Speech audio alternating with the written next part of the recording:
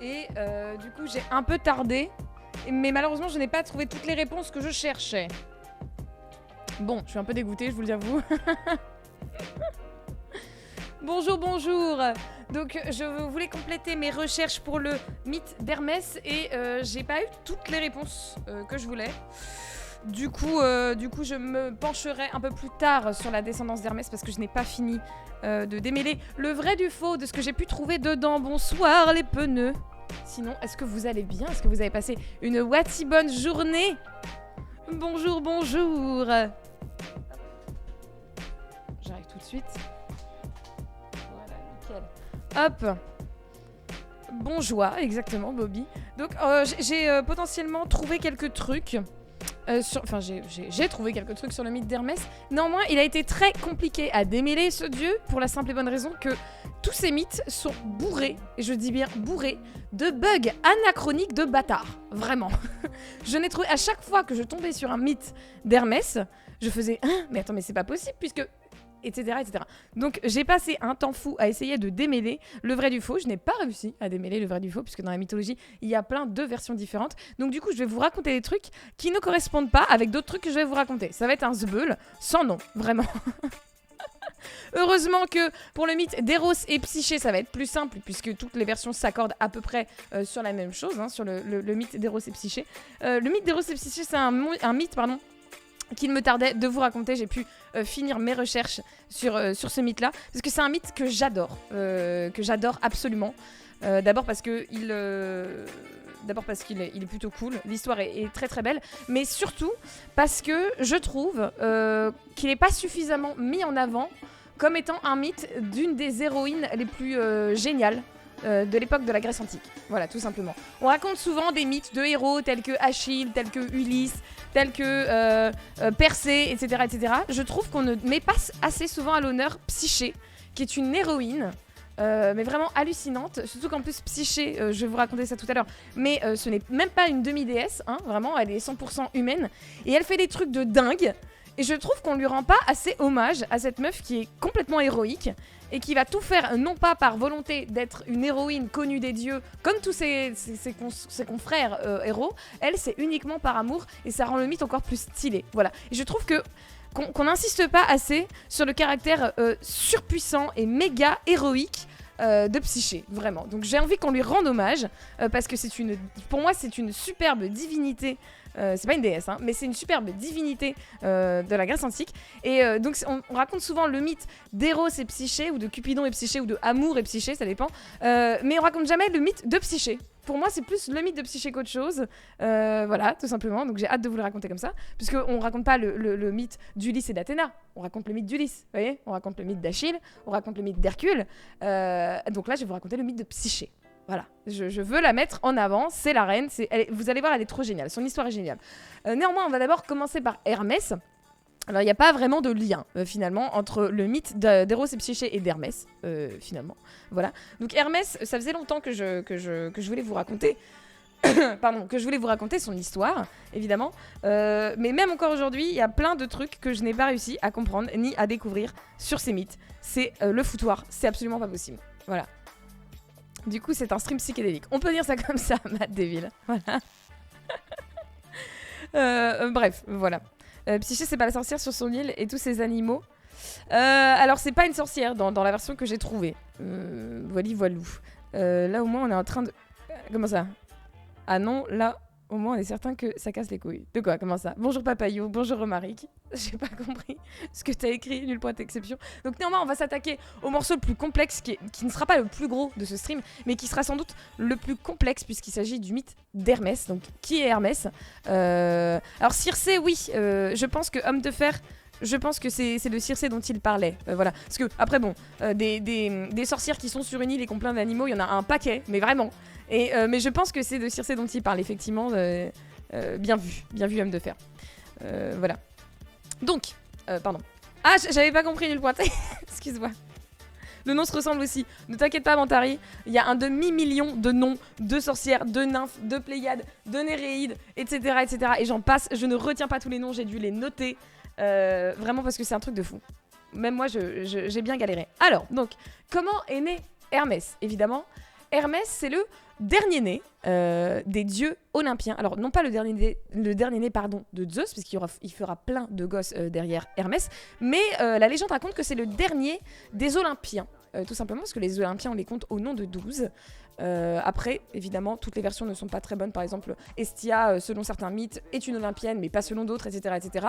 On s'accorde à peu près tous pour dire que les Olympiens, c'est Héra, Zeus, Apollon, Artémis, Athéna, et notamment Hermès. Voilà, le fait qu'il soit un peu dans le carré VIP, si vous voulez, des dieux de la Grèce antique, c'est à peu près unanime. Donc ça, j'ai enfin trouvé des trucs unanimes sur Hermès. Heureusement, j'ai envie de te dire. Donc Hermès, dernier-né des dieux olympiens, puisqu'avant sa naissance, ils étaient 11 dieux olympiens. Il va être donc du coup le fils de Zeus et de la Pléiade.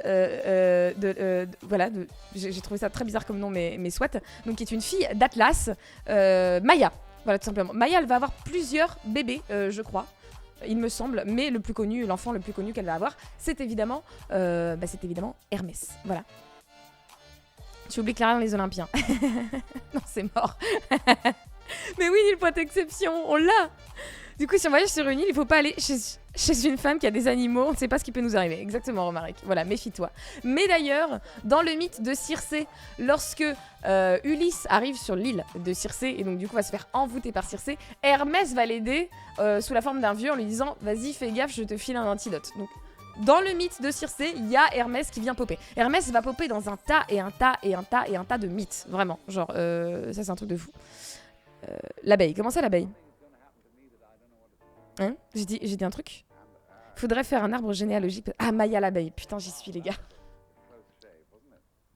Ok, j'y suis. Voilà. Mais oui, voilà. Bien sûr que oui. Tout à fait. Bon, pour Maïa, merci. Excusez-moi. Donc, Maïa l'abeille, non, évidemment pas Maïa l'abeille, c'est une des nombreuses filles d'Atlas, puisque Atlas, il a pas mal de filles. Donc, Atlas, le titan qui porte la voûte céleste sur ses épaules, le monde sur ses épaules, tout simplement. Donc, Zeus va tomber amoureux d'elle. Est-ce que ça étonne quelqu'un que Zeus tombe amoureux d'une énième femme qui passait par là? Absolument pas. Je pense que c'est potentiellement le dieu qui est tombé le plus amoureux dans sa putain de vie. Voilà, c'est un peu un truc de dingue. Bref, il va tomber amoureux de Maïa. Forcément, cet amour va être fécond, puisque Maïa va se retrouver très très vite enceinte. Et forcément, ça va énerver Héra, comme d'hab. Héra, déesse du mariage et du bonheur dans le couple. C'est quand même le truc le plus ironique du monde. Va pourchasser Maïa, comme elle le fait avec toutes les maîtresses de Zeus, afin que l'enfant de Zeus, l'enfant illégitime, le bâtard de Zeus ne vienne pas au monde. Voilà, tout simplement. Alors, le bâtard de Zeus, Zeus va mettre au monde son bâtard, Hermès qui va naître. Maïa va accoucher d'Hermès dans une grotte, histoire de se cacher, finalement, des foudres d'Héra, comme d'hab, finalement. Zeus, champion de Scrabble, incontestable champion de Scrabble. Vraiment, je sais pas pourquoi c'est pas le dieu de la fertilité, en fait, tout simplement, ce mec. Parce qu'il a fait tellement de gamins à tellement de meufs que c'est un truc de fou, quoi. Vraiment. Le contraire qui m'aurait surpris, voilà. Tous les mythes commencent par ça. Mais oui, alors oui. Tous les mythes commencent par... Alors, c'est un enfant de Zeus. Voilà, tout simplement, c'est absolument dingue. Il est tombé amoureux ou c'est un gros charreau? Alors, on raconte qu'à chaque fois, Zeus est amoureux. Voilà, à chaque fois qu'il consomme une partie de Scrabble avec une femme, on raconte que Zeus est éperdument amoureux. D'abord parce que, quand même, globalement, il veille un peu sur tous ses enfants. Et puis, il protège aussi un peu toutes ses maîtresses. Donc, on raconte qu'il est toujours amoureux. Néanmoins, il tombe amoureux tous les 4 matins, il faut le savoir. Il y a des rares fois où Zeus ne tombera pas amoureux des femmes avec qui il va Scrabbler. Mais très souvent, ça va être dans un acte de Scrabble punitif.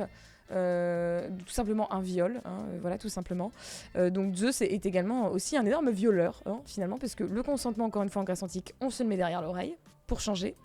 Et puis il va un petit peu, il va évidemment féconder un peu tout ce qui passe, et puis ça va lui arriver de violer aussi un peu tout ce qui passe, jusqu'à sa propre mère, voilà, tout simplement. Un jour il va menacer sa mère de viol, et puis il va la violer, genre normal, tranquille, bref. Voilà, Scrabble punitif, tout à fait. C'est comme ça qu'il est décrit dans la mythologie, c'est ni plus ni moins un viol, whatever. Bref. Donc Zeus va donner naissance, Zeus et Maïa vont donner naissance au fils Hermès, tout simplement dans une grotte. Hermès, du coup, il a juste quelques heures, à peine. Le gamin, c'est vraiment un nourrisson. Il sait déjà marcher et parler. Me demandez pas comment. C'est un gamin prodigieux. Voilà, c'est la première fois. Zeus, il est sur son petit nuage, il a vu l'accouchement comme ça en haut. Il voit son fils, là, qui a à peine quelques heures. Il le voit déjà se mettre debout et commencer à raconter sa meilleure life. Genre vraiment. y a pas de souci. Il se dit, ah oui, quand même, ça, c'est bien mon fils, ça, tu vois. J'allais être surpris, mais non, non, c'est ça. Donc vraiment, le gamin a quelques heures. Il se lève, il parle. D'abord, sa mère ne se doute de rien. Enfin, elle se dit, ok, tranquille, mon gamin, il a quelques heures, il se lève, il parle, pas de souci. Bref. Elle lui fabrique un petit panier en osier, etc. Pour essayer de prendre soin de son bébé. Elle va coucher Hermès dans son lit. Et elle, un petit peu exténuée par l'accouchement, tu m'étonnes, va s'assoupir. Mais pas le gosse. Non, non, lui, encore une fois, il est déjà plein d'énergie et de vigueur. Et donc, il décide de sortir de son berceau et de sa grotte, forcément pour partir à la découverte du monde, alors qu'il vient de naître depuis quelques heures. Il n'y a pas de souci. Hein. Qu'est-ce que les gens avaient dans la tête à cette époque pour inventer des histoires aussi dégueulasses dans la mythologie? J'en ai absolument aucune idée, Lucie. Mon Dieu, c'est pas possible. Coucou marionnette. Il va construire un village en une nuit. Alors, il va s'amuser autrement, finalement. Il va arriver dans un coin de Thessalie. Et il va faire la connaissance au loin, et je dis bien au loin parce qu'il va pas aller le voir directement, d'un beau dieu, voilà, d'un très très beau dieu qui a beaucoup de succès auprès des femmes et des hommes finalement, puisque lui aussi il tape dans tout ce qui bouge apparemment. C'est Apollon. Et Apollon, pour expier ses fautes, puisqu'il avait pas mal merdé, son père lui avait demandé de se mettre au service du roi de Thessalie et de garder le troupeau pendant plus d'1 an du roi de Thessalie. Donc évidemment, Apollon, ça le saoule un peu, hein, voilà, parce que lui, c'est un dieu de la musique, des arts divinatoires. Voilà, il a un petit peu autre chose à foutre que ça, que de garder un troupeau de bœufs et de vaches, tout simplement. Donc il s'en occupe pas très bien. Et, ne me demandez pas pourquoi, évidemment, Hermès, il va se dire, tiens, ça pourrait être vachement drôle si je lui pique toutes ces vaches et tous ces bœufs. Voilà. Écoute, on va pas juger les jeux des enfants, d'accord? On ne va pas juger ces jeux. Mais il a très très envie de faire une farce, voilà, de prank son frère, enfin son demi-frère, parce qu'ils ont le même père mais pas la même mère, vu que Apollon est fils de Leto et non pas de Maïa. Il se dit, tiens, je vais lui piquer toutes ces vaches et ça va être drôle. Voilà, tout simplement. Hermès, le petit blagueur, exactement. Voilà. Mais c'est super drôle, mais de ouf. Le gamin a que ça à faire. Hein. Il vient de naître et se dit tiens, j'ai déjà emmerdé mon demi-frère. Whatever. Il se dit alors, il faut quand même que je vole un troupeau. Il est pas con, Hermès. Il est même excessivement malin. Puisqu'il se dit pour commettre un tel larcin, il faut qu'il efface ses traces. Pour pas qu'on remonte toutes les traces des bœufs, en fait, pour qu'on remonte jusqu'à lui. Il se dit tiens, alors selon les versions, hein, ça aussi, encore une fois, ça dépend. Selon des versions, il va accrocher des feuilles en fait aux queues des vaches et des bœufs, ce qui fait qu'en fait quand ils vont marcher, ça va balayer sur leur passage et leurs traces.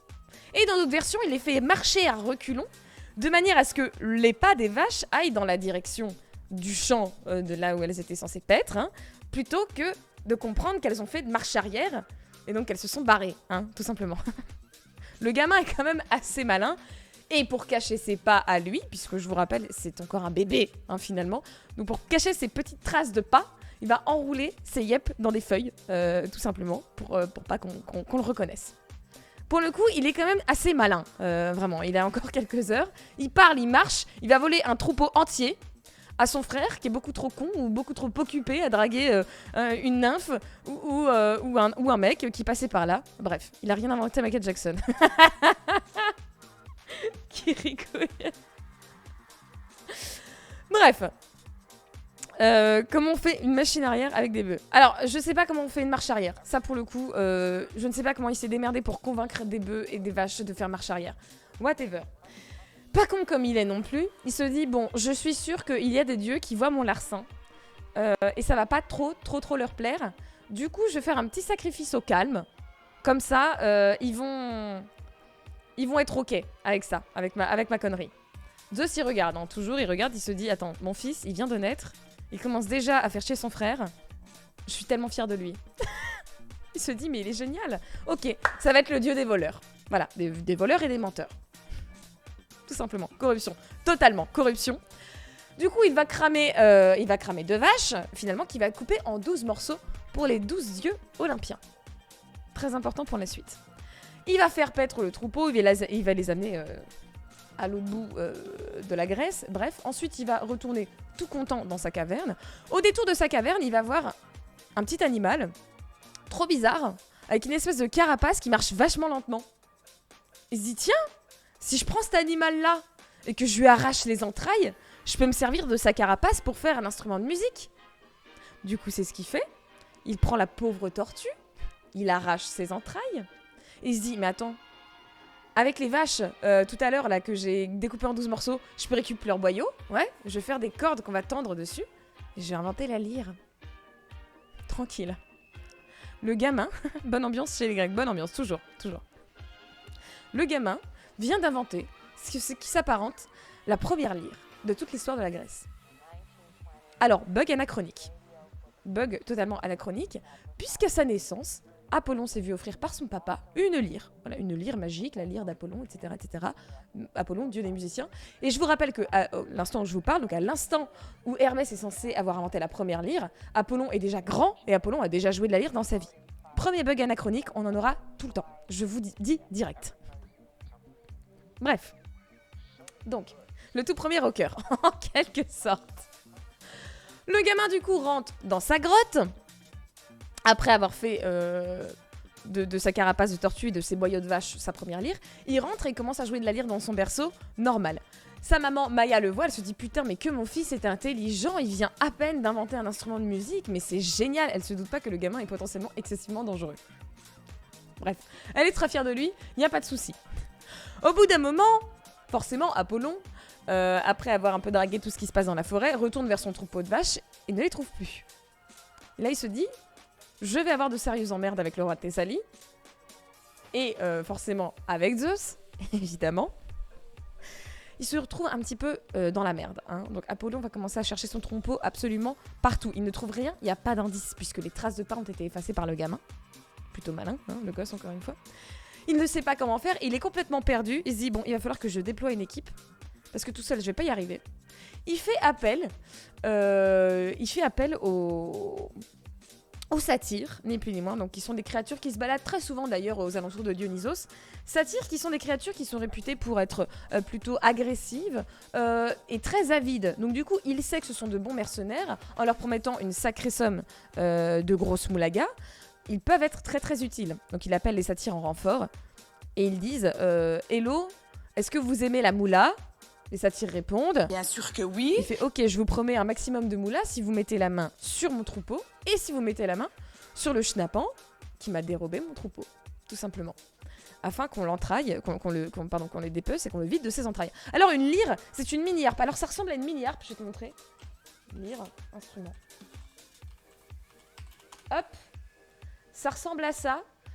T'en vois énormément en fait sur les sculptures de pas mal de dieux finalement, souvent avec Apollon hein, justement, et aussi avec Hermès qui est censé être selon certains mythes l'inventeur du coup de la lyre. Hop, donc tu vois ça ressemble un petit peu à ça.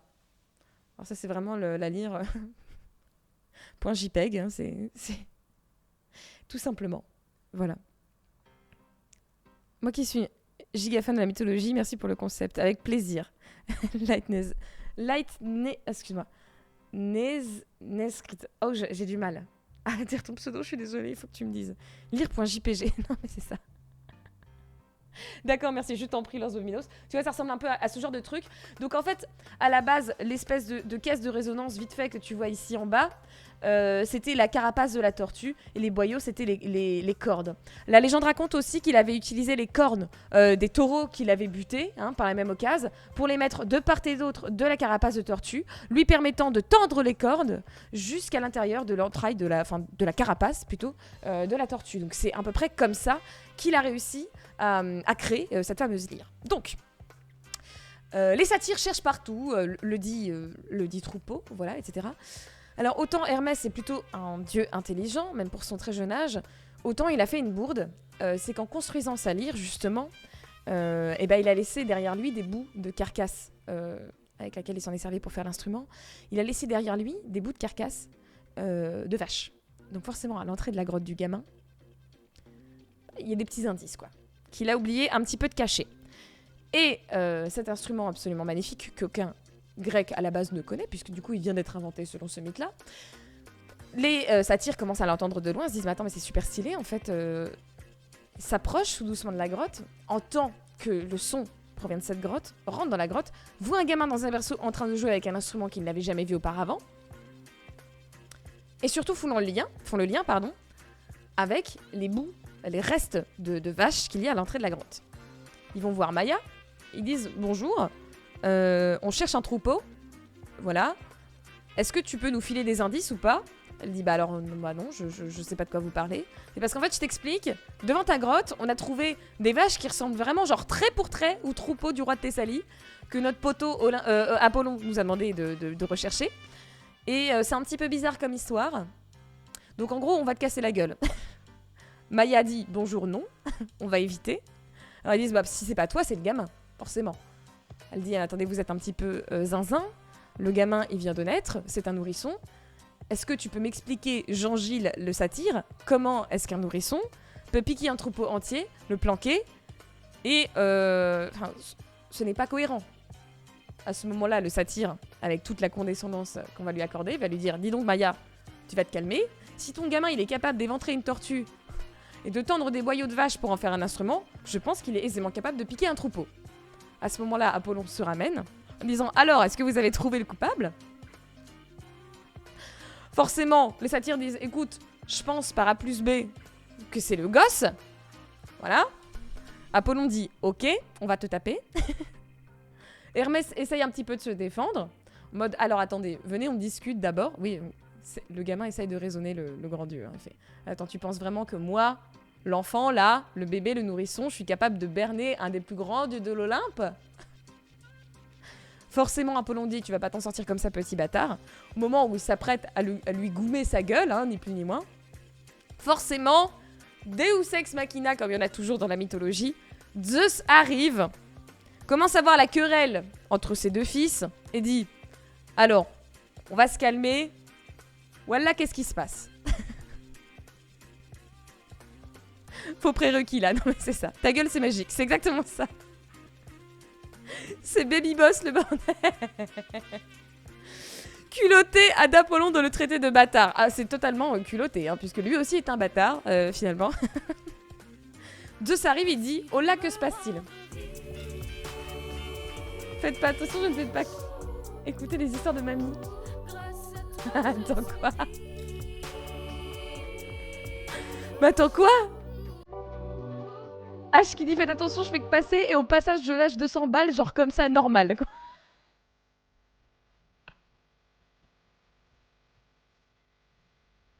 Mais où?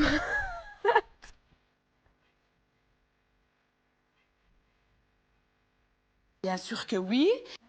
Non. C'est rien, c'est la rue. Non mais... Attends, quoi? La moula? La grosse moula? 200 balles. Attends, mais merci. Mais merci infiniment pour toute cette moulage. Oh my god. Le non-silence de la Mastercard. Cette référence, putain. Darius, merci infiniment. Mais c'est abusé. Pardon, je sais plus où j'en étais. Pardon, je sais plus où j'en étais. Zut, je suis perdue dans mon mythe. Pardon. Merci H, c'est absolument génial, merci infiniment. Ils sont dedans, merci Darius, pardon, Zeus Apollon dit bâtard. Zeus descend vénère, merci les gars. Ok. Donc Zeus, Pardon. Ils allaient se taper, exactement. Apollon allait taper un enfant. Normal, t'inquiète, c'est rien, c'est la rue. Pardon, merci encore infiniment H, c'est génial. Pardon. Donc Zeus... Non, pas Zeus. Apollon, Hermès allait se battre, d'accord? Zeus descend, dit « Qu'est-ce qui se passe? Arrêtez de vous battre. » Voilà. Alors Apollon dit « Ouais, c'est lui, il m'a piqué mon troupeau, là, vas-y, mets-lui une claque sur le pétou à ton gosse, éduque-le mieux que ça. » À ce moment-là, Zeus lui dit « Dis donc, petit bâtard, également, tu vas te calmer. Hermès est également mon fils. Moi, j'ai rien vu, je sais pas de quoi vous parlez. » Voilà. Alors, Méphès, qu'il a rien vu. C'est le premier qui était dans son nuage en train de rien faire, en train de sortir le popcorn pendant qu'il voyait son dernier-né en train de piquer le troupeau d'un autre de ses fils. Donc, mes fesses, bref. À ce moment-là, il dit, bon, arrêtez de vous battre, ça sert à rien. Hermès, dis-lui où t'as planqué le troupeau, tu lui rends, et vous vous faites un bisou, et ça ira mieux. Bon, à ce moment-là, Apollon et Hermès, ils vont pas trop remettre en doute, si tu veux, la parole de papa, finalement. L'autorité de Zeus, on la conteste pas trop. Voilà. La vie de Zeus, c'est Netflix and chill, en fait. Ouais, c'est un petit peu ça. C'est quand il n'est pas en train d'observer les méfaits de ses enfants, il est en train de baiser ou il est en train de combattre quelqu'un. Voilà, c'est tout. La vie de Zeus, c'est exactement ça. Ouais, c'est ni plus ni moins. Bref. Le gamin a 2 heures de vie, prêt à mettre des tatanes. C'est exactement ça, Reine HS. Coucou MQZ, ça va et toi? Bref. Donc à ce moment-là, Zeus, par contre, pose une question. Il dit, bon, en fait, j'ai tout vu. Bon, ça, il le dit que à Hermès, tu vois, parce qu'il a pas très envie de se fighter avec son gamin Apollon. Il lui dit, par contre, j'ai bien regardé, j'ai bien observé. Et j'ai vu comment dire, tu avais coupé les vaches en 12 morceaux, mais le truc, c'est qu'on est 11 sur l'Olympe. Voilà. Il dit, bah non, on est 12. Les 12 dieux olympiens. Zeus, il dit, non. Alors, t'es intelligent, mais tu ne sais pas compter, nous sommes 11. Hermès, il dit, bah non. On est 12 maintenant, puisqu'il y a moi. Le gamin drop the mic. Voilà. Et là, Zeus explose de rire, dit, ok, on est 12. Vas-y, bienvenue à l'Olympe. Incroyable. Tu as des dieux, comme Dionysos, qui vont passer leur vie, et je dis bien leur vie, à prouver qu'ils ont leur place sur l'Olympe. Et t'as des gamins comme Hermès, il va voler un troupeau de vaches, il va dépecer une vache en 12 morceaux, et il va dire, pam, je suis le dernier des Olympiens. Terminé. Et Zeus va dire, ok. Non mais alors c'est... Ce raccourci, ce privilégié de... Non mais laisse tomber quoi. Non mais ok. Genre... Donc déjà le gamin vient de naître, il a déjà des privilèges que ses frères n'ont pas forcément eu. Tranquille, vraiment. Alors qu'il a 4 heures de vie. Non mais c'est abusé, hein, vraiment je... Clairement. Et là il te lâche un is dans la tâche. Ah putain. Ça va, c'est simple de rentrer dans l'Olympe. Alors pour Hermès, oui. Pour Dionysos, non. C'est plus compliqué. Bref. Donc c'est comme ça en fait qu'Hermès va devenir tout simplement un des dieux de l'Olympe. Donc forcément, quand Zeus a dit à ses 2 enfants, bon, arrêtez de vous battre. Hermès, tu rends le troupeau de vaches à Apollon, vous vous faites un bisou et ça ira mieux. Ok. Hermès est obligé de s'exécuter, pardon. Apollon le suit et discute en chemin. Voilà. Et en chemin, là, le gamin sort son instrument de musique et commence à jouer de la lyre, forcément. Dans ce mythe, encore une fois, la lyre n'existait pas avant. Et vraiment, il va se dire, mais attends, mais c'est trop bien ton truc, c'est quoi? Il dit, bah écoute, frère, c'est une lyre, je viens de la créer. Alors il regarde, il fait, mais attends, t'as fait ça comment? Ouais, alors j'ai pris une carapace de tortue, etc., etc. Il lui montre un petit peu le principe de la lyre. Et Apollon, il trouve ça absolument génial, il lui dit, mais vas-y, mais je te l'achète, quoi. Instantanément.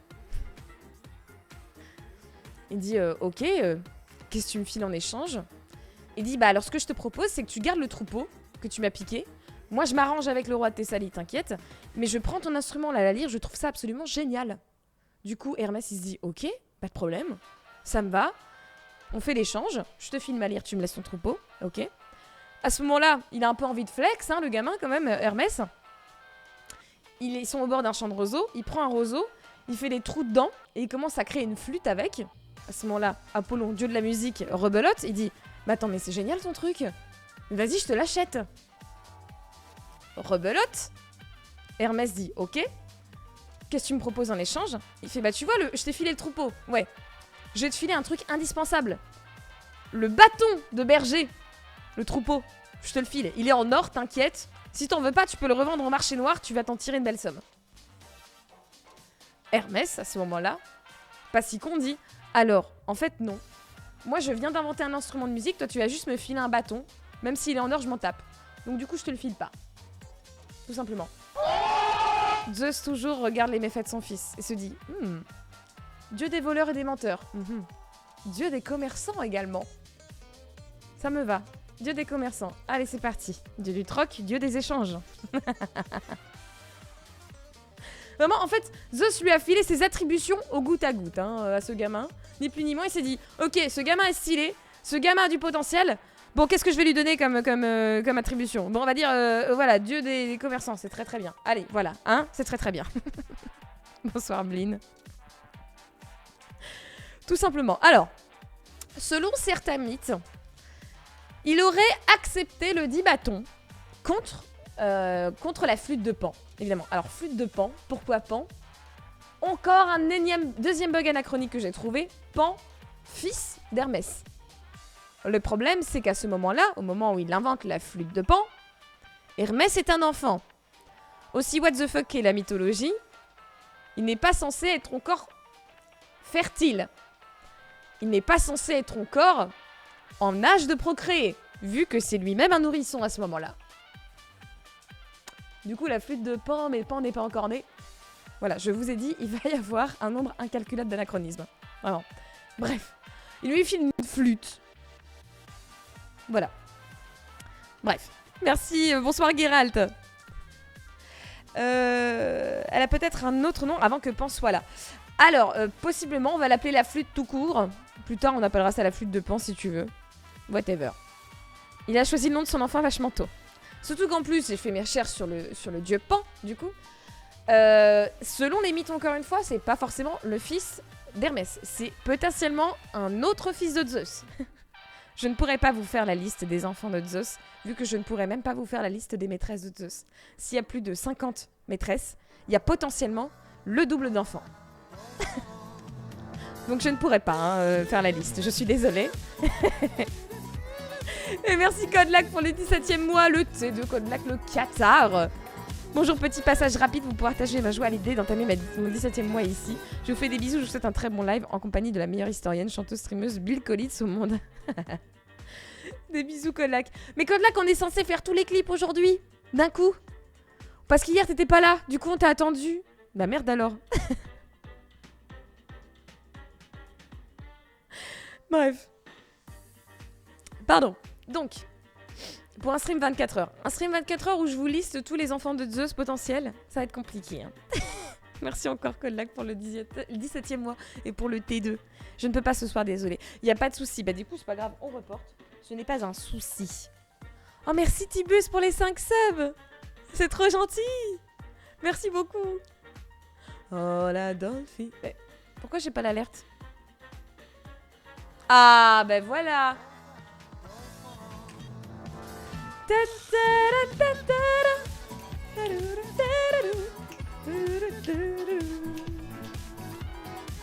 Merci Tibus pour les 5 subs. Merci beaucoup. Merci infiniment. Ah là là. Incroyable. Coucou au merdouille aussi, bonsoir. Pix Tracker également qui nous rejoint. Merci beaucoup Tibus. Et il y a Gaïa Dragon qui le remercie. C'est trop cool. Entraîne-toi à tenir l'alcool. Quand seras-tu lassé de l'alerte? Jamais. Ah, dites-vous que... Un jour, elle est passée dans une playlist avec des potes, et j'ai hurlé « Oh, j'ai un sub !» Voilà, c'est tout. Le chouchou, mais oui, Pikit, ce beau chouchou. Merci infiniment. De rien, un plaisir. Merci Tibus, c'est trop gentil. C'est trop trop cool. Pardon, merci pour ce chouchou, c'est absolument génial. Alors, donc, je reprends, je suis perdue, je sais plus où j'en étais. Si, la flûte de potentiellement Pan, mais peut-être pas Pan, enfin t'as compris. Donc là, il y a un schisme dans le mythe. Je vais vous raconter les deux versions, vous choisirez celle que vous préférez. Puisque du coup, le bâton de berger, selon certains mythes, le fameux bâton en or que lui propose Apollon contre la flûte de Pan, n'est autre que le caducée. Donc le caducée, ce bâton qui va représenter finalement je vais vous montrer à quoi ça ressemble déjà de base, qui va représenter le symbole du commerce. Donc le caducée, hop. Le caducée, c'est un bâton en or qui est croisé par 2 serpents et surmonté des ailes d'Hermès. Je vous montre très très très souvent, même à l'heure actuelle encore, il est confondu avec le bâton d'Asclépios qui est le signe des médecins. Je vous montre ça tout de suite. J'ai fait une bêtise. Pardon. Hop, voilà, c'est bon, c'est good. On est là. Merci Kalima, c'est trop gentil. Alors, donc c'est ça le caducée. Vous voyez? Donc très souvent on le confond avec le bail de la pharmacie. qui est le bâton d'Asclépios, alors que ce n'est pas la même chose. Voilà, ça c'est le bâton d'Asclépios, ça c'est le caducée. C'est pas la même chose. Voilà, le caducée, c'est un serpent tout seul sur un bâton. Le bâton d'Asclépios, donc premier médecin de la Grèce antique, c'est celui-là, un bâton avec un serpent. Le caducée, professionnel de santé, bah, normalement non. Normalement non. C'est pas censé être bon. C'est pas le bon celui-là. Donc il y a eu un bail qui n'est pas bon. Voilà. Ça c'est pas correct en fait, selon le mythe, tout simplement. Un serpent égale Asclépios, 2 bâtons plus des ailes égale Hermès. C'est exactement ça, à Cyrène. Alors pourquoi 2 serpents sur ce dit caducée Donc, selon le mythe, où c'est Apollon qui lui file le bâton, donc le caducée, il n'y a pas encore les serpents dessus, et c'est en se baladant au détour, ils se baladent tous les deux finalement, c'est en se baladant qu'il va trouver 2 serpents, et que Hermès va trouver ça vachement drôle, et qu'il va dire tiens je vais les foutre sur mon bâton. Ni plus ni moins, c'est... Le mythe est pas ouf, mais enfin bon, il est là, quoi. T'as compris. Donc ma prof de latin m'a menti toute mon année de 3e. Alors après, ça dépend des mythes, mais en ce qui concerne la représentation du bâton, souvent le caducée il est associé au bâton d'Asclépios, alors que c'est pas pareil. Voilà. Bref. Les profs qui se trompent, ça arrive. Bien sûr que les profs qui se trompent, ça arrive. Et même moi, j'ai pensé pendant longtemps que ce caducée-là, c'était le truc des médecins, alors que pas du tout. Bref. Donc c'est pas grave. Donc ça c'est celui d'Hermès finalement. Donc ça c'est dans ce mythe là. Et dans d'autres mythes, c'est plus tard Zeus qui va lui filer le fameux caducée. Tout simplement. Donc à ce moment là on reprend sur le moment où ils s'échangent des bails. Donc où ils s'échangent la lyre, ils s'échangent la flûte de Pan. À ce moment là Hermès va lui dire écoute moi j'aimerais bien que tu m'apprennes les arts divinatoires. Voilà, parce que Apollon, dieu des prophètes, dieu des prophéties, dieu des voyants et des voyantes, dieu de la Pythie, à Delphes, c'est lui qui lui souffle ses réponses lorsqu'on consulte la Pythie pour connaître son avenir. Hermès va lui dire, ok, moi j'aimerais bien que tu m'enseignes l'art de lire l'avenir, finalement. Ce à quoi Apollon va lui répondre, alors je suis désolé frérot, je ne peux pas te l'enseigner, puisque moi-même on l'a enseigné, mais je ne peux pas te filer mon pouvoir. Et merci pour ce train de niveau 2 encore, merci infiniment pour votre soutien. Ça me fait super plaisir que ces mythes vous plaisent et que vous me souteniez par la même occasion, donc merci infiniment. Je tenais à vous remercier, c'est beaucoup trop cool. Bref, je reprends. Donc à ce moment-là, il lui demande est-ce que tu pourrais m'enseigner cet art divinatoire ? Apollon lui répond non. Alors j'ai envie de te dire, gros mytho, énorme mytho même, puisque souvenez-vous, je vous avais raconté un mythe il y a longtemps. Le fameux mythe de la guerre de Troie. Alors dans la guerre de Troie, il y a quelqu'un qui a vu arriver la guerre bien avant tout le monde. C'était une prêtresse qui avait des dons divinatoires, des dons de voyance, qui avait vu arriver le Sbeul. Elle l'a raconté à tout le monde et personne ne l'a cru. Pour ceux qui se souviennent de ce mythe, il s'agit de Cassandre, frère pas du tout, sœur d'Hector et de Paris, prince de Troie. Cassandre, princesse de Troie, magnifique Cassandre, très belle Cassandre, a été un petit peu le crush pendant longtemps d'Apollon. Je vous resitue un petit peu le contexte. Pourquoi j'y crois pas au fait qu'Apollon ne puisse pas apprendre à Hermès à devenir divin, puisqu'il a appris lui-même à devenir, à pouvoir deviner à Cassandre. Donc tu m'expliques pourquoi est-ce qu'il serait capable d'apprendre à Cassandre à devenir voyante, et pourquoi il pourrait pas l'apprendre à Hermès. Je vous ai dit, il y a que des anachronismes partout dans le mythe d'Hermès. Whatever. Cassandre, pour ceux qui s'en souviennent, Cassandre voulait devenir voyante. Cassandre voulait devenir voyante.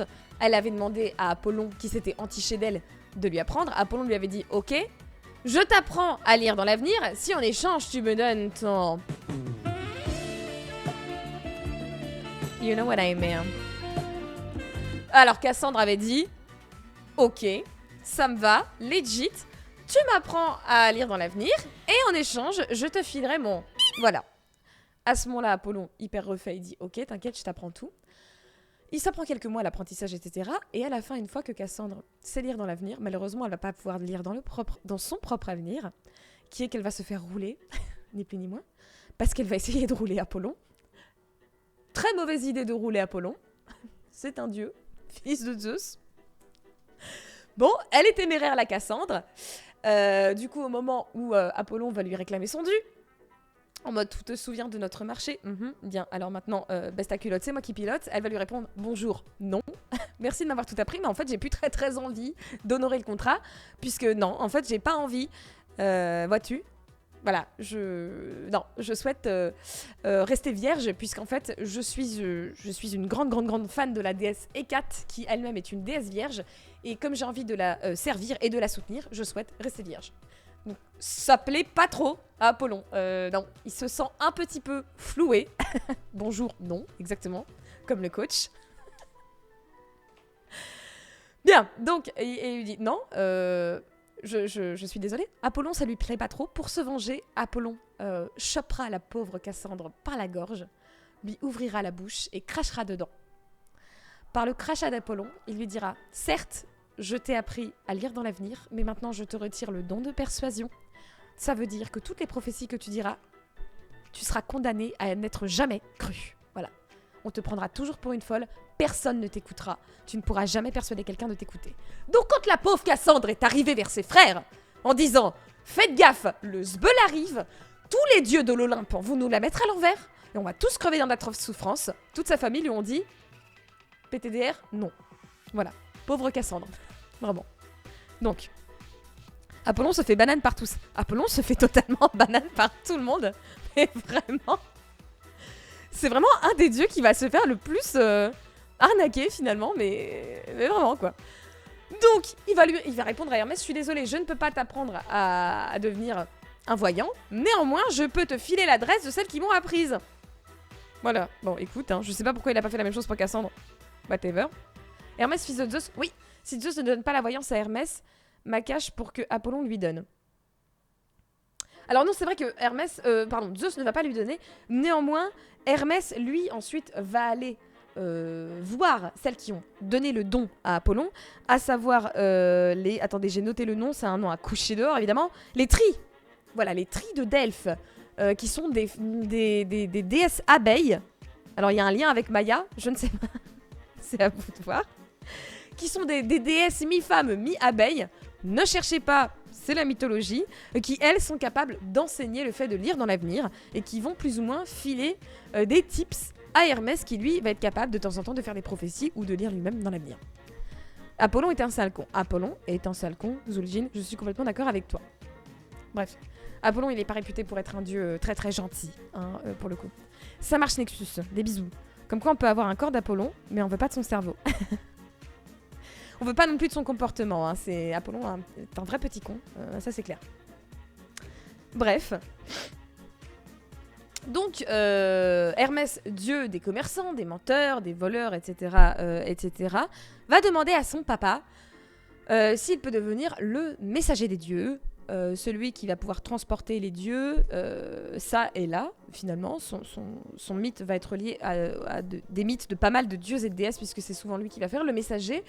Du coup, son papa va l'affubler de ses petits attributs qu'on connaît tous, à savoir la paire de sandales avec des ailes pour aller plus vite, le petit casque aérodynamique pour se protéger de la pluie et du vent lorsqu'il va à une vitesse supersonique, et le caducée, le fameux bâton dont je vous parlais tout à l'heure. Donc ça, encore une fois, ça dépend des mythes. Soit c'est Apollon qui lui a filé le caducée, soit c'est Zeus qui lui a filé le caducée. Voilà. Choisissez la version qui vous convient. Voilà. Je vois que t'es plutôt mythologique, que tu connais la mythologie du Seigneur des Anneaux. Alors, pas du tout. Je suis archi pas du tout renseignée sur la mythologie du Seigneur des Anneaux. Mais genre, pas du tout.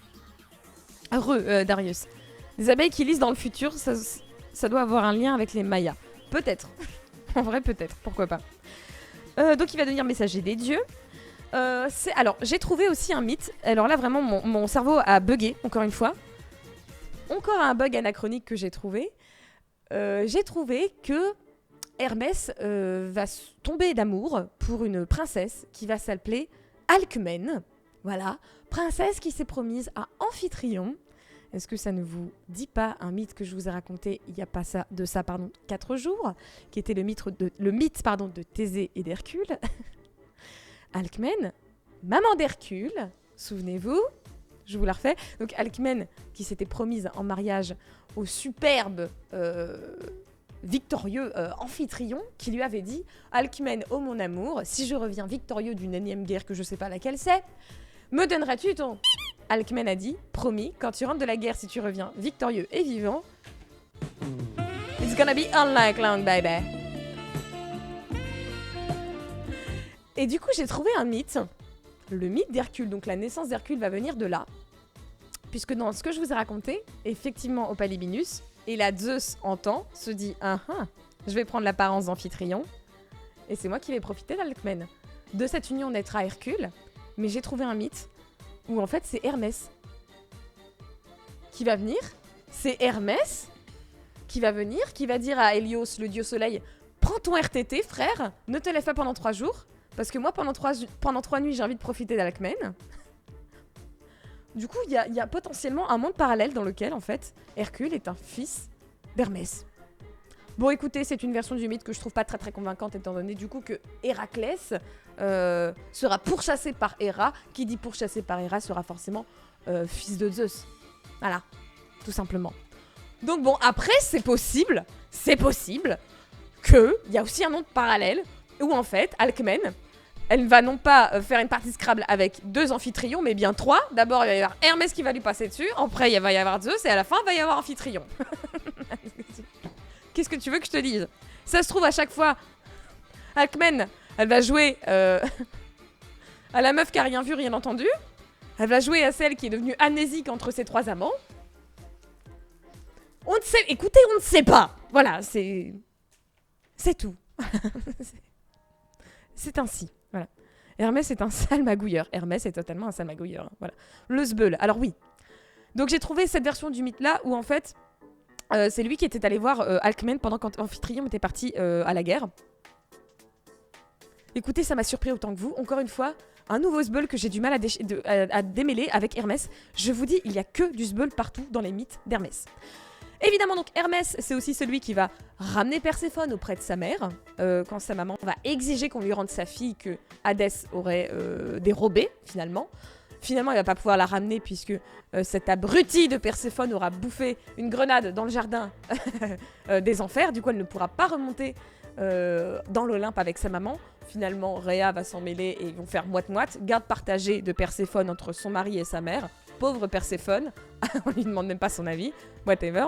C'est encore Hermès qui va prévenir Ulysse que la méchante sorcière Circé va essayer de le transformer en cochon. Finalement, il va lui donner l'antidote qui va faire qu'Ulysse ne se transformera pas en cochon et qui va finalement s'offrir à Circé pendant toute une nuit, en échange de quoi elle libérera son équipage. Finalement, il va tellement kiffer Circé qu'il va faire un gamin avec elle, gamin qui va potentiellement le tuer des années plus tard. Ce spoil. J'ai déjà raconté le mythe, je peux me permettre de spoil. Voilà. Il va tellement aimer Circé d'ailleurs qu'il va rester 1 an avec elle alors qu'il était censé rester qu'une nuit. Whatever. Bref. C'est aussi Hermès, Polypocket, exactement, Polypocket et Hérotruc. C'était ça? Non, Hétérotruc, j'ai vu. Oh, Éthéocle, j'ai oublié le nom des. Comme d'hab, les noms des capitaines d'Ulysse, je ne les retiens jamais. Polythèse et Euryloque. J'ai confondu avec Éthéocle. Putain, mais je vous jure. Bref, Polythèse, Euroclite, non. Euryloque et Polythèse, pardon. Bref, il y a pas mal de mythes, finalement, dans lequel Hermès va apparaître. Il y a aussi un des mythes où on est sûr et certain, cette fois-ci, qu'il s'agit bien d'un enfant d'Hermès. Parce que je vous ai dit tout à l'heure, le dieu Pan est potentiellement un enfant d'Hermès avec la fille de Dryope, qui est une princesse. Ils vont avoir le dieu Pan. Selon certaines versions, c'est en fait un fils de Zeus, Pan, qui est le fils de Callisto, qui est une nymphe, et de Zeus. Bref, il y a bien un enfant d'Hermès dont on est sûr qu'il est d'Hermès. C'est le mythe de l'histoire de coucherie entre Aphrodite et Hermès. Évidemment, j'ai nommé le bébé qui va naître de cette union, Hermaphrodite. Quand t'as un prénom pareil, tu peux être sûr qu'on a les 2 parents. Là, c'est sûr et certain. Exactement, Valkyrie, Hermaphrodite. Voilà. Je vous rappelle le mythe de la rencontre d'Aphrodite et d'Hermès. Il est lié forcément au mythe d'Arès et au mythe d'Héphaïstos. Je vous avais raconté il y a très très longtemps ce mythe-là, puisque ça rejoignait le mythe de la naissance de Vénus, d'Aphrodite, pardon. Vénus-Aphrodite, c'est la même chose. Ça dépend des versions, encore une fois. C'est la fille d'Uranos et de l'océan, pardon. Ou alors c'est la fille de Zeus, on ne sait pas, whatever. Quoi qu'il en soit, Aphrodite, mariée à Héphaïstos, le dieu forgeron, qui est considéré comme un des premiers fils de Zeus et d'Héra. Encore une fois, bug anachronique, puisqu'en fait, avant d'épouser Héra, il a eu 3 autres femmes, le dit Zeus. Un énième bug anachronique, finalement. La plus belle des déesses va être mariée au plus moche des dieux de l'Olympe, qui en plus est le plus travailleur. Finalement, la pauvre Aphrodite va voir son lit désespérément vide tous les soirs. Et pour une déesse, la déesse de l'amour, alors on dit déesse de l'amour, je pense que c'est la version gentille. Voilà. Aphrodite est plutôt la déesse du sexe et du désir sexuel, puisque l'amour plus ou moins chaste ou l'amour fidèle est plus apparenté à Héra. Le couple, la maison, la famille, le foyer, c'est Héra. Le sexe, le cul, le chaos, les histoires de coucherie, c'est plutôt Vénus. Aphrodite. Merde. Pareil. Whatever. Donc, la pauvre déesse du sexe se retrouve avec un mari qui ne s'occupe jamais d'elle, puisqu'il est beaucoup trop occupé systématiquement à aller forger les armes des plus redoutables guerriers de la Grèce, et qu'il est aussi là pour remplir le stock de foudre de son papa adoré. Donc elle s'emmerde un peu, hein, la pauvre Aphrodite. Et finalement, elle se dit, c'est pas grave, je vais me trouver un amant. Écoutez, voilà, hein, quand le maître suprême n'est lui-même pas fidèle, pourquoi est-ce que moi je le serais, pardon. Je le sois, il faut sachez. Bien sûr que oui. Pardon. Bref. Le bug d'Ubisoft, c'est hommage au problème des divinités grecques. C'est exactement ça, Tibi. Voilà, tu as tout compris. Finalement, elle va s'intéresser à un dieu dont pas mal de gens se foutent à l'époque. Parce que c'est un dieu très colère. C'est un dieu très chiant. Voilà, qui a ses petites humeurs. Qui est pas très très intelligent. Mais s'il y a bien un truc qu'on peut lui accorder, c'est qu'il est fort, puissant, beau et viril. Tous les critères que recherche Aphrodite. J'ai nommé évidemment Arès, dieu de la guerre, alias Mars. C'est pour ça Mars et Vénus, amants de longue date. Voilà, exactement, Asirem Arès. Elle va un petit peu jeter son dévolu sur Arès. Elle va le voir un soir rentrer de la guerre. Il est couvert de sang. Il commence à enlever sa toge, son armure. Aphrodite va tomber sous son charme et va lui dire « Veux-tu que je pense tes plaies, belle Arès ?» Bon, Arès, ça va un petit peu lui faire plaisir parce que, on va pas se mentir, un peu tout le monde s'en fout, en fait. Il intéresse pas grand monde à l'Olympe. Voilà, il a pas beaucoup de copains. Tout le monde a tendance à plutôt préférer sa sœur Athéna, qui elle aussi, hein, déesse de la guerre, mais elle c'est plutôt guerre de stratégie, paix. Lui c'est plutôt dieu de la guerre en mode tout taper, tout égorger, quoi. On y va, mode bourrin, activé, on y va. Bref. Con et BG, parfait pour un PC. Whatever. Donc, Aphrodite va se dire, tiens, je vais en faire mon amant, ça va être nickel. Tous les soirs, ils vont prendre l'habitude de se retrouver. Donc tous les soirs, ça va être la Wati Party, la Scrabble Party dans le pieu d'Aphrodite, finalement. En prenant soin systématiquement de cacher leur liaison, finalement. Sauf un soir où ils ont dû faire une partie de Scrabble tellement endiablée qu'Arès s'est endormi aux côtés d'Aphrodite. Grave erreur, puisque on le connaît tous dans les mauvais scénarios de vaudeville, finalement. L'amant qui s'endort dans le pieu de sa maîtresse, à un moment, v'là le mari. Bref, là, c'est pas le mari, puisqu'on est chez les dieux, mais c'est Hélios, dieu soleil, celui qui se lève avant tout le monde, tout simplement. Il se lève avant tout le monde, et donc, en se levant, il observe tout, et Vlatipa qui voit dans le lit d'Aphrodite le dieu Arès. Il fait « Ah bah bravo! Ah bah elle est jolie là, hein. Ah super, bravo vous deux. » En fait, il a un petit peu le seum, Hélios, parce que ça faisait un moment qu'il rêvait également de faire une partie de Scrabble avec Aphrodite. Voilà, il a un seum incommensurable. Il s'est dit putain, moi je croyais qu'elle était fidèle et tout, et que si jamais elle devait tromper son mari, c'était avec moi. Finalement, bah c'était avec Arès. Il a un petit peu d'aigle. Voilà. Ce qu'il va faire, c'est que forcément, cette grosse poucave va aller le dire à Héphaïstos. Héphaïstos, que what? Ma femme, ma très chère femme, Aphrodite, la belle, la gentille, la dévouée, la fidèle, m'a trompée, je n'y crois pas. Alors évidemment, Hélios il dit écoute frère, moi je t'ai dit ce que j'ai vu, tu me crois pas, c'est ton bail. Sache que tous les soirs ça s'envoie en l'air bien sale dans ton pieu. Si j'étais toi, je me méfierais. Voilà. Donc une fois que la grosse poucave d'Hélios est partie, Héphaïstos il y réfléchit. Il se dit je pense que je peux pas y croire, mais j'ai besoin de voir ça de mes yeux vus. Voilà, finalement. Je la croyais fidèle, plus je voulais que ce soit moi. MDR, c'est exactement ça. Non mais Hélios, c'est l'archétype du mec qui est frustré. Tu sais, c'est un peu le petit merdeux sur les réseaux qui va insulter toutes les meufs de pute, mais qui derrière va ensuite s'insurger qu'il n'arrive pas à trouver de femme. Tu vois, c'est ce genre de mec-là, Hélios. Hein. Bref. Héphaïstos va y réfléchir. Ça va quand même lui trotter, hein, l'histoire de la grosse poucave qui va venir. Hélios se réveille et s'exclame « T'es mal à la taille du rat, Dieu soleil dans l'Égypte, dans le lit, là. » Pas mal son breton. Bref, c'est le mec en boîte qui gère pas et du coup qui rage. C'est exactement ça. Hélios, c'est un petit peu le mec dans la rue qui fait « Eh mademoiselle, t'es charmante !» Et puis la meuf ne se retourne pas qui va faire « Eh sale pute !» Voilà. Bref. Donc Héphaïstos va se dire « Écoutez, je vais créer un piège pour essayer de voir si Hélios a dit la vérité ou non et si Aphrodite m'est fidèle ou non. » Donc, il va créer un espèce de filet en bronze, en maille très très fine, mais suffisamment lourd pour pouvoir emprisonner les deux amants si jamais ils sont pris sur le fait. Il va le fixer au plafond. Ensuite, il va dire à sa femme, bon bah écoute chérie, on m'a appelé pour un séminaire très très loin, est-ce que tu veux m'accompagner ? Évidemment, Aphrodite va lui répondre, ouais tu sais, moi les séminaires là de gens qui font des trucs de forge, là j'y comprends rien. Vas-y tout seul, je t'attends tranquillement à la maison, mon amour. Évidemment. Il dit oui, t'inquiète. Il fait le genre, il se barre, ni une ni deux, avec un tel appétit sexuel. Aphrodite appelle son amant Arès. Arès accourt. Ensuite, Arès et Aphrodite font leurs affaires. À ce moment-là, en fait, Héphaïstos n'était pas parti, il était juste planqué derrière. Il est prêt à lâcher son piège sur les deux amants. Et bien évidemment, Arès arrive. Il se dit, bon, bah là, je suis un petit peu foutu. Hélios avait raison. Hop, il lâche le filet. Le filet s'abat sur les deux amants. Et il demande à Hélios de se lever plus tôt que prévu pour montrer à tout le monde l'infidélité.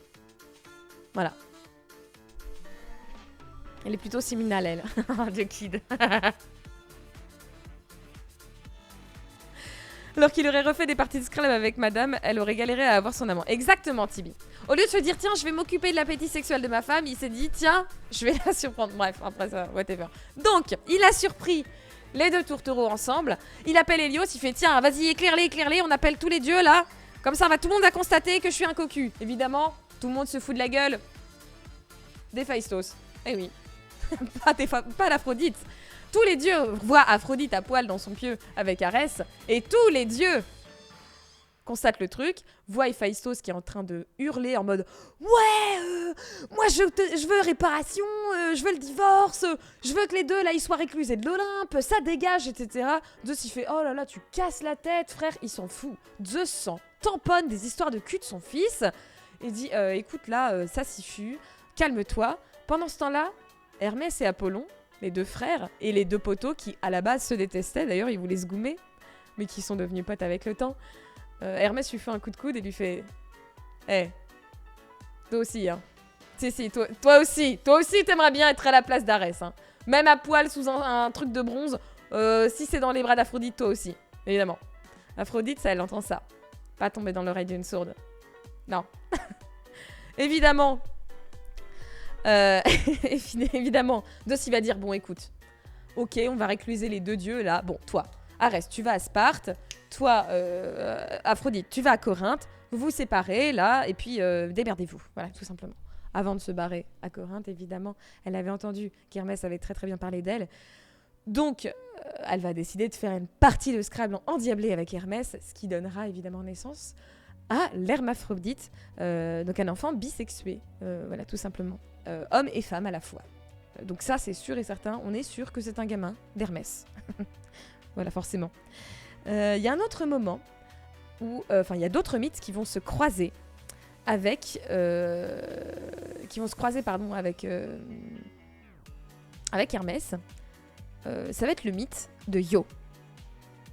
Io, tout le monde, c'est Squeezie. Non, pas du tout. Donc, Io, une énième conquête de Zeus.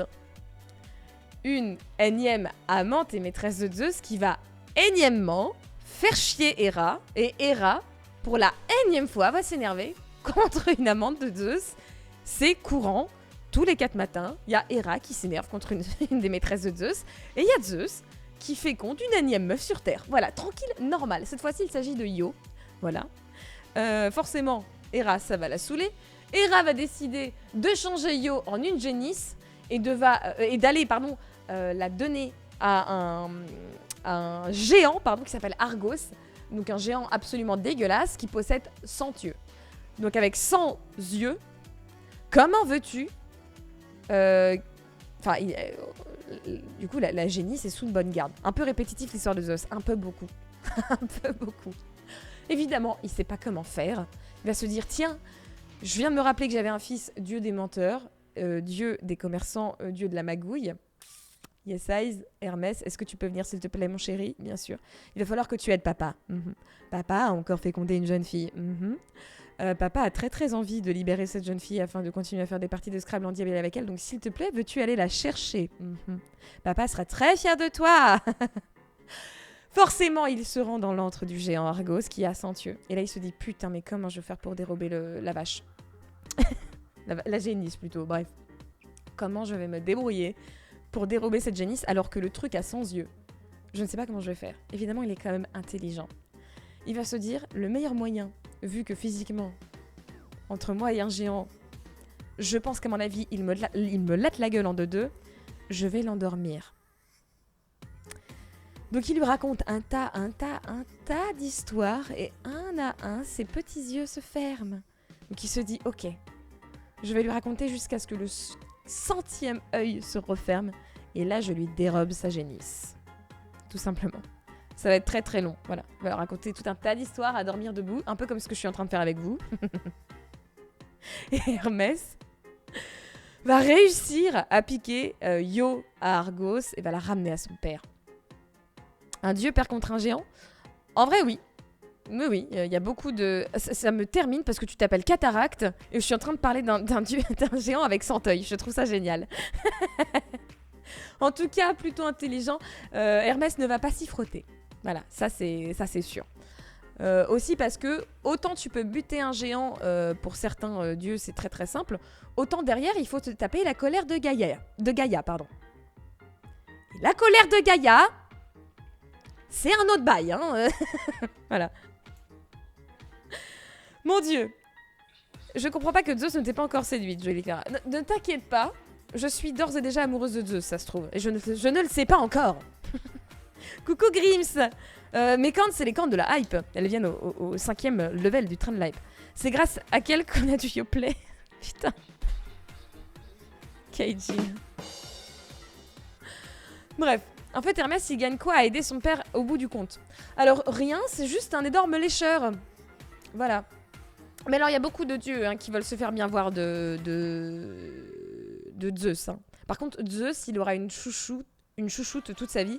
Ce sera Athéna. C'est une des seules déesses qui s'élève contre son papa. Voilà. La plupart des enfants dieux de Zeus seront plutôt des lèche-bottes avec Zeus. Or, Athéna sera vraiment une des rares qui lui tiendra tête. Parce que c'est un peu sa chouchoute. Elle peut tout se permettre, la petite Athéna, quand même, pour le coup. Mais oui, whatever. Bref, un dernier mythe que j'ai trouvé très intéressant et très très cool sur Zeus. Pas sur Zeus, pardon. Mais sur Zeus, évidemment, aussi, puisqu'il est dedans. Sur Hermès, pardon. Hercule, un lèche-botte. Alors, polléné gratuit, c'est bien que j'ai dit la plupart des dieux vont être des lèche-bottes. Hercule est pour moi un demi-dieu et non pas un dieu. Voilà, c'est un débat qu'on a eu hier et je vais raconter le mythe d'Héraclès il n'y a pas plus tard qu'il y a 4 jours. Et pour moi, ce n'est pas un dieu, c'est un demi-dieu. On peut ne pas être d'accord là-dessus, comme vous voulez. Bref, donc, pardon. Le dernier mythe que j'ai trouvé absolument génial comporte deux anachronismes de bâtards dans le mythe d'Hermès. Et pas des moindres. Vous vous souvenez, je vous avais raconté au début un anachronisme assez flagrant, qui était qu'il avait inventé la première lyre sur la carapace d'une tortue. Or, Apollon, qui est son grand frère, qui est né avant, est né avec une lyre que lui avait donnée son papa Zeus. Donc j'ai trouvé ça très bizarre que la première lyre soit inventée par Hermès, qui est venu au monde après Apollon. Du coup, ça ne collait pas. Autre chose. Normalement, la tortue a été inventée par Hermès. Sauf que là, dans le mythe où il invente la première lyre, il vide de ses entrailles une tortue pour garder la carapace. Autre chose, ce mythe est relié au mariage d'Héra et de Zeus. Ce qui veut dire que si Hermès est dans ce mythe, Héra et Zeus, au moment de la naissance d'Hermès, n'étaient pas encore mariés. Donc Héra n'était pas encore en colère contre Maïa. Je vous ai dit, il y a des bugs anachroniques absolument partout. Donc ce mythe sur Hermès remonte au mariage d'Héra et de Zeus. Donc Héra, souvent vue comme la troisième femme de Zeus. Certaines versions quatrième ou cinquième, bref. Moi j'ai tendance à dire que c'est son troisième mariage, parce que même s'il a eu beaucoup de maîtresses entre Thétis et toutes les autres, et Héra du coup, en général c'est sa troisième femme Héra, dans beaucoup d'écrits. Bref, il va tomber amoureux d'Héra. Héra va beaucoup le repousser parce que Héra sait déjà à cet instant précis que Zeus, qui n'est autre que son propre frère, ne cherchez pas, c'est la mythologie, c'est un sacré coureur de jupons. Zeus est déjà connu pour être le plus gros charreau de toute l'Olympe. Et ça plaît pas trop à Héra, forcément. Elle a envie d'un mari fidèle, on peut la comprendre. Donc elle se refuse à Zeus. Et Zeus, ça ne lui plaît pas, forcément. T'es mal à taille d'Héra, putain, vous allez le sortir tout le temps, ce même. C'est comme dans les séries, ça les Grecs n'ont pas pris de notes au fur et à mesure et ils ont perdu le fil. C'est potentiellement ça. Zeus le plus gros queutard du monde, c'est un peu ça, vraiment. Donc Héra, au début, Zeus lui fait la cour, elle lui dit « Alors t'es gentil, mais non, je ne me mettrai pas avec un dieu aussi volage que toi. » Qu'à cela tienne. Que fait Zeus quand on lui refuse ses avances? Soit il ignore le consentement, la plupart du temps, soit d'abord il se change en animal pour essayer d'amadouer ses futures victimes, évidemment. C'est ce qu'il va faire avec la douce et gentille Héra, puisque Héra a grandi dans le jardin des Hespérides, donc un magnifique jardin plein de richesses qui est partagé par toutes les filles d'Atlas. Bref, il va se changer en un petit moineau, voilà, tout petit moineau, tout pipou comme ça, tout gentil. Et puis, il va demander à ce que la pluie vienne. Et donc, il va se changer en un pauvre petit moineau qui est frappé par la pluie. Et, oh mon Dieu, et je suis un moineau et je souffre. Et oh mon Dieu. Forcément, le cœur tout mou de la gentille Héra va faire « Oh, un pauvre petit moineau qui a froid, je vais le mettre contre ma poitrine et je vais m'occuper de lui. » Et là, Zeus, il est en train de jubiler intérieurement, il est en mode « Yes, je suis sur son bzèze, t'as vu, j'ai gagné. » Il est content. Forcément, à ce moment-là, ne me demandez pas comment il va réussir à consommer une union avec Héra alors que c'est un moineau.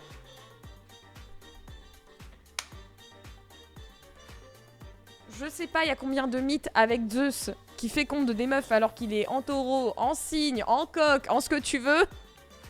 Là, il a réussi à séduire Héra sous la forme d'un moineau, d'un pauvre petit moineau. Bref. Héra, force est de constater que du coup, voilà, il va falloir, l'union a été consommée, il va falloir se marier, quoi.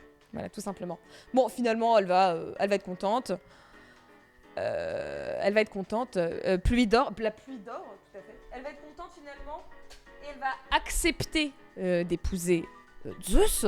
Comment il fait pour consommer avec Héra? C'est simple, le sbeul mythologique. C'est exactement ça, c'est un sbeul mythologique. Le pire, c'est Pasiphae. Pauvre Pasiphae avec le taureau. Terrible. Bref, donc, à ce moment-là, grand mariage princier. Tu m'étonnes, c'est plutôt mariage royal, j'ai envie de te dire, puisqu'il s'agit du plus grand, du dieu de tous les dieux, va faire son troisième mariage. Forcément, tout le monde est invité à la cérémonie. Qui est-ce qu'on envoie à ce moment-là? On envoie Hermès pour distribuer les invitations au mariage. Encore une fois, bug anachronique, normalement, Hermès n'est pas censé être né. Whatever, c'est pas grave. Donc, il dit, mon fils, tu es le messager, tu t'occupes d'envoyer les cartons d'invitation. Par contre, nous sommes dieux et déesses les plus puissants de tout l'Olympe, tu invites tout le monde. Si, tout le monde, les grands, les petits, les moyens, les nymphes, les pléiades, les néréides, les géants, les hécatonchires... Non, eux, tu les laisses au tartare, pardon. Tu invites absolument tout le monde, je veux les pans, les satyres, les créatures, tout. Personne ne doit louper ce mariage, ok? Ne te gourre pas. Ok, pas de souci. Hermès fait son taf. Correctement. Renexus. Hermès fait son taf correctement. Il réussit à donner des invitations à tout le monde. Absolument tout le monde. Il y a une personne qui va recevoir son invitation, mais qui a la flemme. Mais la flemme d'aller à ce mariage. Mais alors vraiment, quoi. Cette personne, c'est Shelon. Shelon, c'est une nymphe qui a une méga flemme. Merci, Swagood, pour le prime. Merci beaucoup pour le prime, Swagood. Bonsoir, Melto. Bonsoir. Et les cyclopes aussi. Alors c'est possible que les cyclopes étaient invités puisqu'il y avait pas mal de cyclopes. Là encore une fois ça dépend des versions. Soit les cyclopes sont fils de Poséidon, donc potentiellement neveux de Zeus. Soit les cyclopes sont fils et filles de Gaïa, donc cousins finalement de Zeus. Whatever, choisissez. Grand-oncle plutôt, puisque ce sont les frères des titans. Autant pour moi. Donc ça m'étonnerait pas qu'il y ait les cyclopes qui sont invités. En tout cas, Hermès a bien fait son taf. Il a donné son invitation à Shelon. Shelon, maxi flemme. Shelon, c'est une nymphe qui a une flemme abyssale. Et elle se dit, ouais, le mariage, c'est loin. Oh, j'ai la flemme. Vas-y, ça me saoule. Sauf que Zeus avait insisté comme un malade, en mode, moi je veux que tout le monde soit là, c'est mon mariage. Personne va nous faire l'affront de ne pas venir. Shelon, elle est lente. Shelon, elle fait chier. Et Hermès sait pertinemment que si Shelon ne vient pas, c'est sur lui que ça va retomber. En mode, ouais, t'as pas envoyé les invitations, etc., etc. Du coup, il va voir Shelon.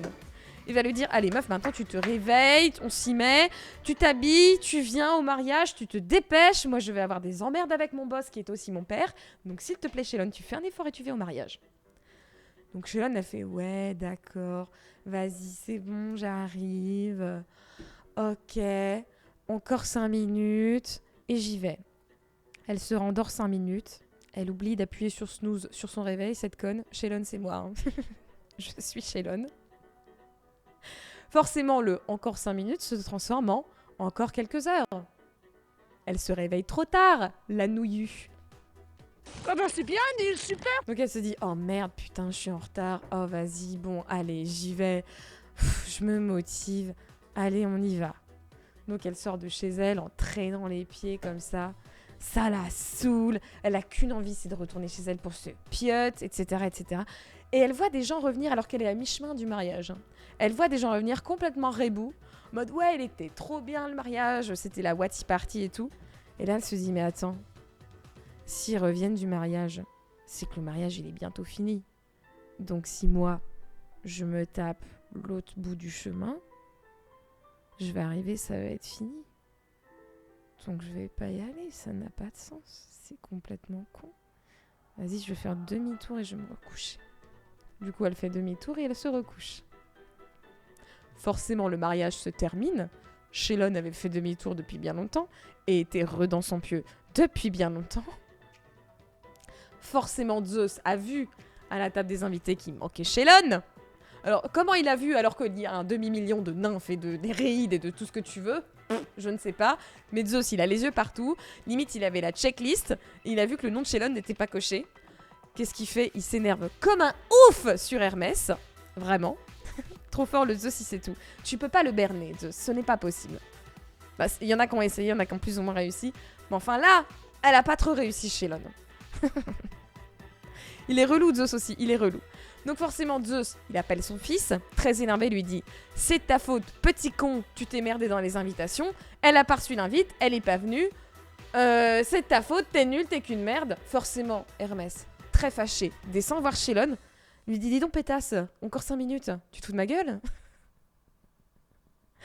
Il va lui mettre une grosse patate à ce moment-là. Vraiment. Merci Lengloas pour le 10e mois. De retour pour vous jouer un mauvais tour. Merci la Team Rocket. Merci beaucoup. Merci infiniment. Donc à ce moment-là, il va s'énerver contre elle. Et pas qu'un peu.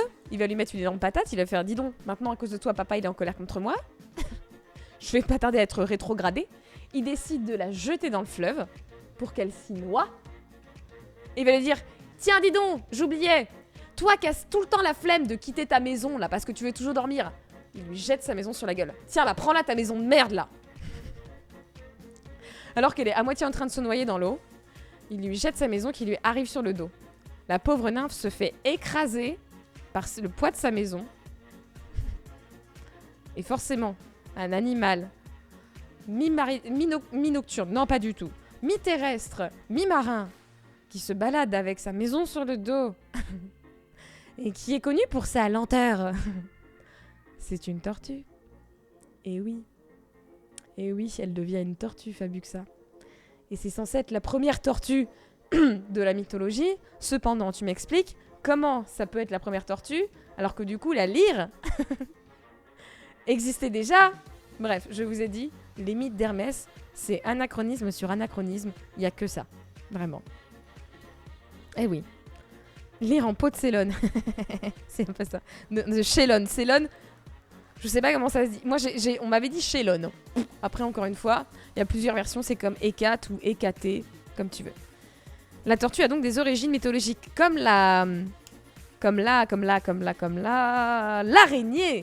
qui, elle, était la première araignée. Normalement, la naissance de l'araignée, c'est Athéna qui s'était fâchée contre Arachné. Du coup, qui l'avait changée en araignée. Elon Musk, putain. Chélone. Donc écoutez, vous pouvez dire Kélone, Célone, Chélone, comme vous voulez. Encore une fois, c'est la mythologie. Il y a plein de versions différentes, forcément. Donc ensuite, il va y avoir plein d'autres enfants. Hermès. Après, encore une fois, je sais pas lesquels sont vrais, lesquels sont faux, à part Hermaphrodite, ça c'est sûr. Pan, j'ai pas encore fini mes recherches dessus parce que je voulais savoir s'il y avait un lien avec le dieu Priape. Et apparemment, il semblerait que non.